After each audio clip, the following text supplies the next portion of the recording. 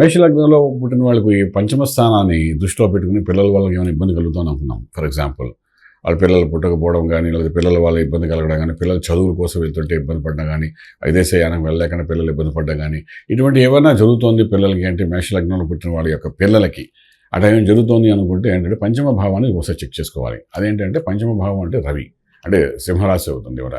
ఈ సింహరాశిలో ఎటువంటి పాపగ్రహాలు కానీ వచ్చినప్పుడు కానీ, సింహరాశిలో ఎటువంటి ట్రాన్సిట్ అక్కడ బాగాలేనప్పుడు సింహరాశిలో ఇటువంటివన్నీ జరుగుతుంటాయి అన్నమాట. సో అటువంటి పరిస్థితుల్లో ఏంటంటే సింహరాశికి అధిపతి రవి కాబట్టి రవికి సంబంధించిన ఆరాధన చేసుకుంటూ ముందుకెళ్ళగలిగితే చాలా బాగుంటుంది. రవికి సంబంధించిన ఆరాధన అంటే సూర్య ఆరాధన, అలాగే ఆదిత్యోదయం, అదేవిధంగా సూర్య కవచం చదవడం కానీ, సూర్య నమస్కారం చేసుకోవడం కానీ, ఇవి చేసుకోవడం అని అంటే ఈ పిల్లలకు సంబంధించిన సమస్యల వేతన పరిష్కారం అవడానికి అవకాశం ఉంటాయి. లేదు దానికి సంబంధించిన రత్నం అయినటువంటి రూబీ పెట్టుకోవడం కానీ, అంటే కెంపు అన్నమాట, కనీసం 6 క్యారెట్స్ పెట్టుకోవడం వల్ల మీకు దాని యొక్క బెనిఫిషియల్ కనబడుతుందన్నమాట. ఆ విధంగా ప్రయత్నించండి, రాజమార్గంలో రాజ్యం పొందగలుగుతారు.